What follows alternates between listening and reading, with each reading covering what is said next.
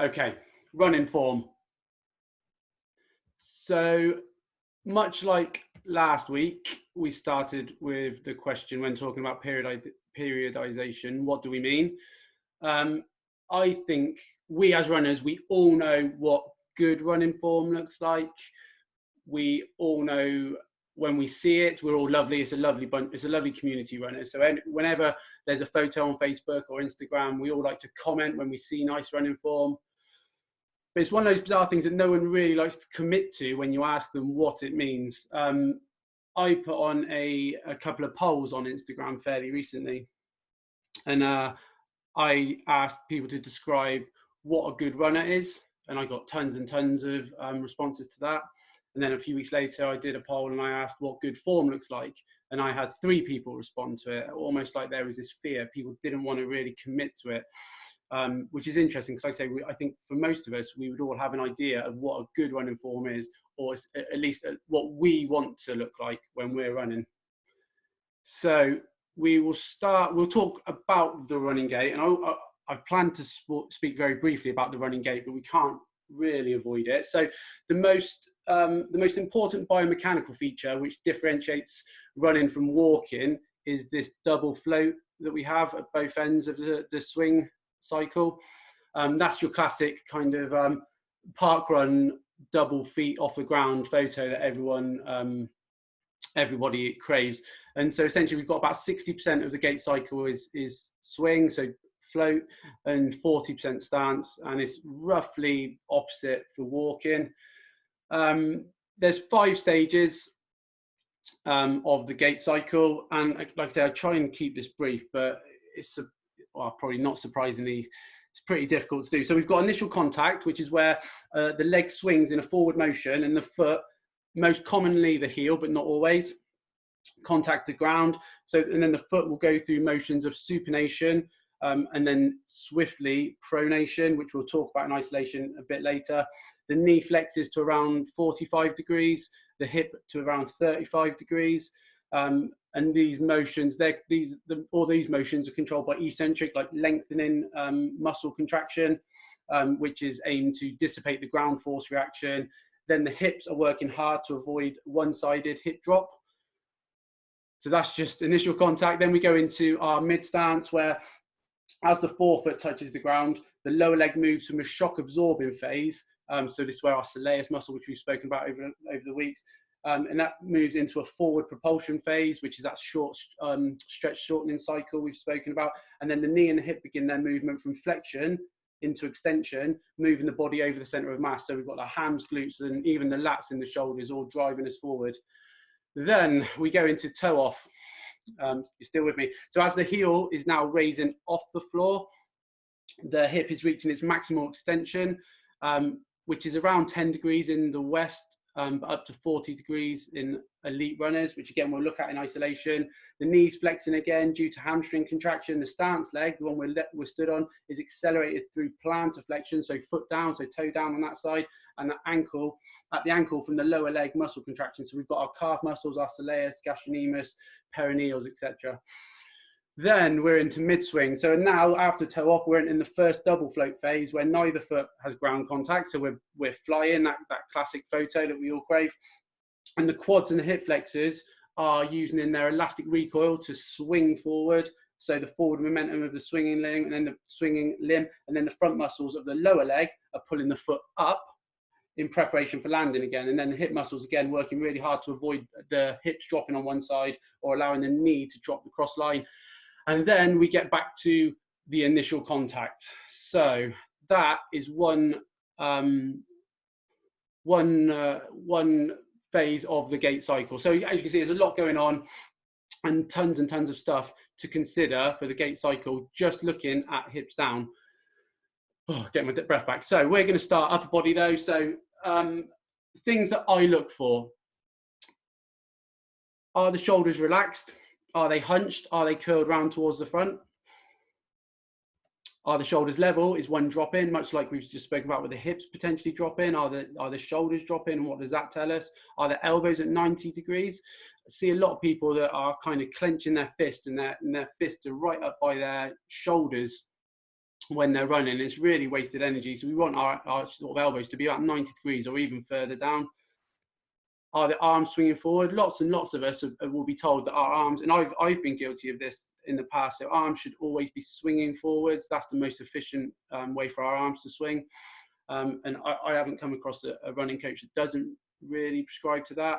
However, it kind of completely negates what we call Grakovetsky's spinal engine theory, which we don't need to worry about too much, but that essentially says that gait or forward motion is controlled by recoil of the spine. So as your left leg goes forward and your right spine is rotating backwards, it's kind of loading elastic energy, and then the spine rotating forward is what drives gait. So if your arms are going forwards, you're completely negating the sort of spinal engine theory. So there's limited research into where the arm should be really. And then again, hand grip, how loose is the hand grip? Again, what I see is people really gripping their fists. And what that does is it kind of sends a chain reaction up the body. So you sort of clench your fists, the elbows flex, and then the shoulders really sort of hunch around the front as well. So what I kind of look for with runners when I'm assessing them is I give them the cue of, if you think of your collarbone across the top of the front, it's a bone, you can't lengthen it. But if you imagine lengthening that collarbone, your kind of shoulders will naturally retract a little bit. And then with your hands, if you imagine you're either holding a piece of paper between your finger and your thumb, or a glass of Prosecco, some people like, or I kind of imagine that Om position of the Buddha, you know, like kind of, I don't know how else to describe that. But if you imagine that position with the hands, then again, we have that chain reaction where you relax the hands, the elbow relaxes, the shoulders relax, and you become more in this kind of protracted shoulder position. So the shoulders are back, your chest is up. So tight core, something again, all runners, we're taught to have a tight core. This comes from the idea that we want a neutral or as close to neutral pelvis when we're running. And this ties in with a little bit of chi running almost. If anyone's come across chi running, which is where we've got a nice kind of straight torso with a slight forward lean, but the forward lean is actually coming from the ankle, not the hips. So you're kind of in a straight line from your ankle with a slight forward lean. And a tight core is something that every runner kind of wants and almost obsesses about. But we're also told that we should be diaphragmatic breathing or belly breathing. And if anyone's ever tried, and you can try now sat down if you want, if anyone's ever tried to contract the abdominals and keep your core tight and belly breathe, it's fairly impossible. And just to sort of highlight the difficulty in picking out the bones of running form, you can see that top article is from Runner's World, pertaining that we should have a tight core. And then the second article saying we should be breathing for our bellies is unfortunately from the exact same website. So again, it's kind of limited with the data exactly how we should be doing, and it kind of blows your mind if you dwell on it too much. I would take belly breathing over a tight core personally, but that is kind of anecdotal. So hip extension is something that I am a big sort of fan of. We know that it correlates with lower knee pain, which is good. We know that stride length times cadence equals speed. So they're good things. What we mean when we talk about hip extension is as the foot is landing, that initial contact we've just spoken about briefly, we go from initial contact, then we're driving that hip all the way across the center of the foot. So the foot's behind us into that situation there. And then again, you see Mo Farah, for example, like I've said briefly, we in the West generally have around 10 degrees of extension, but Mo and elite runners will have around 40 degrees of extension. And that again correlates with pace, really, the ability to, or efficiency at least, because lots of things are happening, but essentially when Mo's in that position, he's going to rely on elastic recoil of the muscles at the front of his thigh to drag the leg back forward through the swing stance. So hip extension is something that I look to improve with most runners. Hips drop in, we always look at the hips drop in, whether they're drop in, if there's any, we've touched on this in previous weeks again, but if there's any weakness in the left hip, the right hand hip will drop. We've always got to be sure that we're making that correct decision. Again, I see far too many runners who have been told their left hips drop in and they're strengthening the left hip, and you know, with limited progress. So hips drop in is absolutely something that we look for. That would tell us a little bit about how strong the hips are, how much the hip musculature is working. That leads into the knees collapsing generally. So where we're trying to recenter gravity, if one hip's dropping, the stance leg, generally that knee will drop across the midline. And knee, it's what we call knee valgus, and that on its own correlates with a lot of injury, but it doesn't necessarily mean it's causal. But what we do want, we want to make sure that we've got a wide stance of support at the knees. So knees fairly, you know, as straight as possible. Obviously there's differences between males and females because of the pelvis angle. So what's that? We're 10 minutes in and we haven't even looked at feet yet, so people are probably losing their minds. But that's an example there. You can see someone's hip, this is a really, really good runner, hips drop in and the knee having to drive across the body to recenter the center of gravity. So that's something that we always look out for, whether it's on the treadmill or out running, or even if it's just clinically based. So like you say, feet, this is what most people kind of consider gait analysis to be, I think. So I'm going to look at a couple of bits and bobs. Pronation is a word every runner is familiar with, or most runners are familiar with. Lots of people will come into clinic and kind of throw the word at us almost as if it's a condition or a disease in itself. Like you know, my name's Dave and I overpronate, you know. And it's kind of one of those things where you try not to be too facetious with it, but you kind of want to high five and say, yeah, so do I, we all do, it's fine, it's absolutely fine. But it is something that's been demonized, and we've got a couple of papers I'm going to look at now. So we've got foot pronation is not associated with increased injury risk in novice runners. So looking at new runners wearing a neutral shoe. And the kind of conclusion here was there appears to be no risk that overpronation or underpronation can lead to running injuries through using neutral shoes. So that kind of goes against the grain for what most people will have been told at some point in their running career, I guess. Another one, running shoes and running injuries. Myth busting. You knew I was into this paper as soon as we saw myth busting. Myth busting and a proposal for 2 new paradigms: preferred movement path and comfort filter, which we might come back to later, depending on time, because I really like both of those. And this one, similar sort of results, shows that a pronated foot position is, if anything, an advantage with respect to running injuries. This looked at thousands of runners and found that actually those that pronated were at less risk than the people that didn't have the ability to pronate. And actually by trying to correct that pronation was harmful. So again, difficult to find supporting evidence that foot pronation is a strong predictor of running injuries. So again, probably goes counter to what a lot of you would have expected me to say, but that's where we are, and it's kind of long been known, really.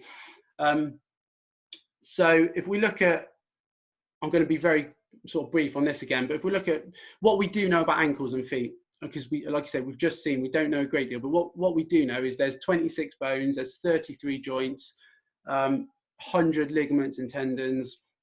It's a busy little area, and if we're going to pick out just 3. We've got a subtalar joint there. We know, for example, that bone alone has at least 2 variations where you can have the bone can have what we call facet joints, but where it joins to the next bone. So it can either have 2 facet joints or 3 facet joints, and it appears that around 2/3 of the population will have 2 joints, and around 1/3 of the population will have 3 joints.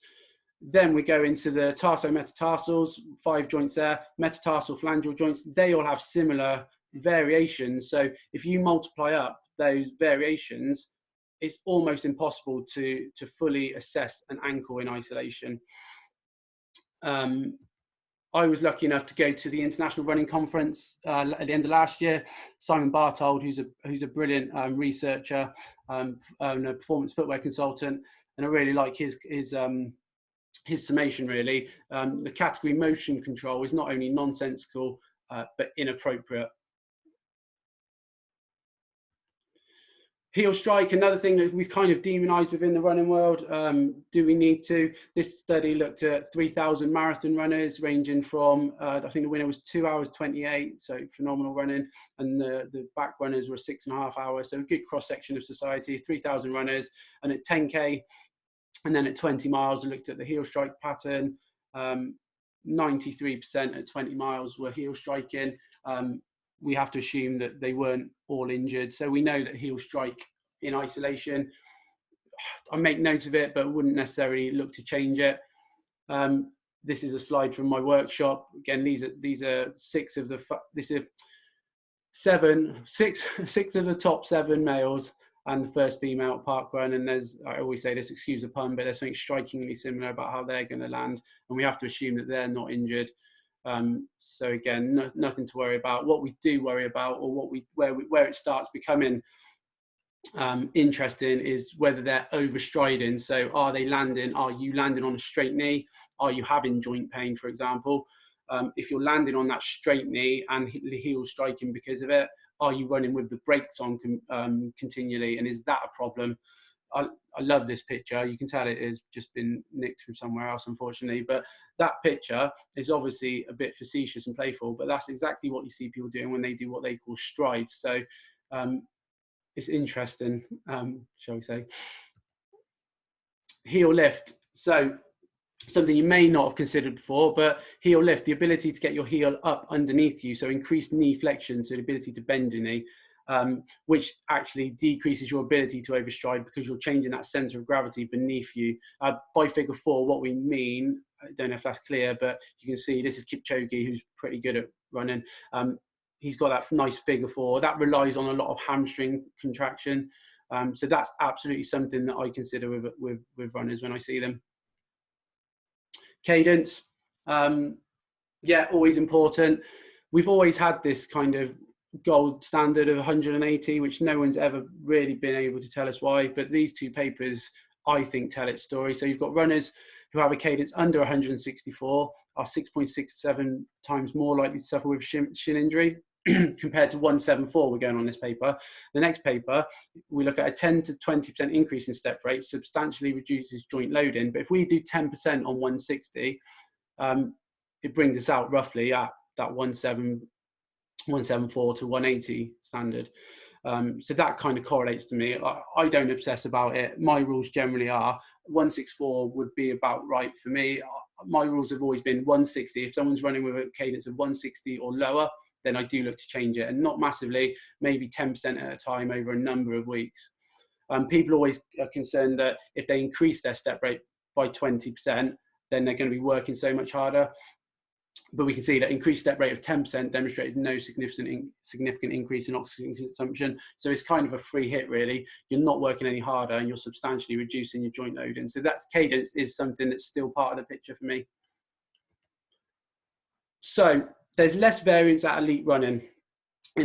So everyone who's listening to this, there'll be a huge variance of how we run. We could all run together, we'd all look completely different, but you'll see in elite running that there's less variation because they've all become so efficient at what they do. With this picture here, you can see we've got 3 runners, Mary Keitany, the Ethiopian girl, the Russian girl, all look fairly similar. And poor old Priska Jeptu is always the runner that people pick out because she doesn't run like the others. But we don't need to feel too sorry for her. And again, it kind of shows how finding your own efficiency is what we should be looking for. And there's not really the way that all of us here today should be running. There's an optimal for each of us. But you can, again, this picture of poor Priska Jeptu, it doesn't look great, but it's obviously very, very efficient for her and works. So most injuries come from training error, which is hard to hear, but they're generally related to too much too soon, or too fast too soon, or a change of surface. A lot of injuries are fatigue induced, which relates generally to a strength deficiency or a lack of recovery. They're not recovering as hard as they're training. I see far less injuries that I would correlate with form, and it's not something that I would look to change from a first session or a first treatment with anyone. Like I say, I always believe if we get the fundamentals right, the other stuff normally takes care of itself. But that doesn't mean that I don't do gait retraining. And the reason I do gait retraining is because it works. You can see here that there was a 22% drop in injury rate between the gait retraining and the controls, the people who had no gait retraining. So they're great things. Knee pain went down 15%. So amazing, great things. However, calf, Achilles and plantar, so foot pain, all went up, or there was all these things. So calf strains, I'll get my words out, calf strain and Achilles went up, and there was still foot pain. That generally correlates with the most common form of gait retraining being trying to stop people from heel striking and going on to forefoot striking. So we have to sort of choose our battles, really. Like I say, I do gait retraining. I think it works. It has to be bespoke and it has to be specific, and it will come at a cost. So you can't expect it to be plain sailing. If you're going to completely change how you want to run, you're going to have knock-on effects. You're going to have pain somewhere else for a short period of time, and it will take time. It will take months, not weeks. And like I say, I repeat myself, but it's never my first option. But like I say, I do a runner's assessment. When I do a runner's assessment, it's 90 minutes long, the runner's assessment that I do. You have to be able to run for 20 or 30 minutes. Otherwise, I'm not prepared to do a running assessment. We know, for example, it takes at least, depending on the literature you choose, but it takes at least 6 minutes and up to 13 minutes for your gait to normalise on a treadmill. So to get a true sort of feeling of how you're running, we need to give you at least between 6 and 13 minutes on the treadmill to warm yourself up and run how you run. When I do the assessment, we take loads of things into consideration before you even see the treadmill. So we're looking at your anthropometry, like your body shape. Have you got leg length discrepancy? What's your body weight, for example? We take your blood pressure. Then we look at what your range of motion is. Because if you haven't got hip extension, how am I going to give you hip extension?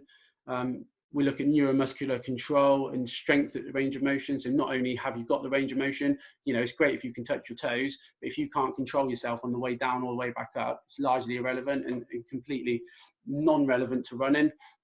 We look at lifestyle and profession. If you're sat at a desk for 8 hours a day, how can I expect you to stand straight up, be upright and run efficiently? And the most important thing is we talk about history, like what kind of runner are you? How long have you been running? What's your injury record? All those things to me are as important as any time you spend on a treadmill. So to summarize, I think we're doing okay for time just. So to summarize, like I said, it is not for everyone. It's never my first point of contact, but it is something that we do if we're getting nowhere with rehab. Unfortunately, it's another case of most generally accepted truths and measures have limited basis in evidence, a lot of anecdotal evidence and a lot of runner's world type stories and articles that aren't really based in anything. I think much like we were talking about last week with training programs, we look at the elites probably too much because we have very, very, very little, unfortunately, in common with the elite runners. Know your why is a biggie. Why do you want to change your running form? Is it performance? Is it going to make you a better runner? Is it going to reduce your injury risk? Or is it purely peer and social media pressure? Has someone seen you run for 2 minutes and told you need to change something? Have you seen your own photo from parkrun and thought, I don't want to look like that? Are they relative gauges? Are they worth the hard work that's come in to change your running style? Listen to the right people, which is obviously completely subjective, but again, the running community is a beautiful community and everyone's prepared to help, but sometimes it can be well-intentioned and ill-given. Not everyone, none of us are experts, but yeah, be careful who you're listening to and again, just link it into your why. And if you're going to change form, do it slowly. It's going to take months, not weeks, and it's not going to be linear. And you're going to have painful times as your body is transmitting force from one place to another. And that's absolutely fine. It's what we would expect. There's no reason to not do it, but we have to expect that it's not going to be as easy as it sounds. But the most important factor is always, always, always the same. It's history. If you're not being asked your history, we can have no true guess of what we're going to prescribe to you. I've had examples of people that have been born with clubfoot being given an external aid to try and correct it. And you just think, well, an operation hasn't corrected that. So external aids probably aren't going to, but it's just a missed opportunity. If we're not talking someone's history, we've got limited scope to make benefit. So not sure if it's helpful, but hopefully it's interesting. Hopefully it raises a few questions. And yeah, I hope it was interesting, I guess. Let me turn you off.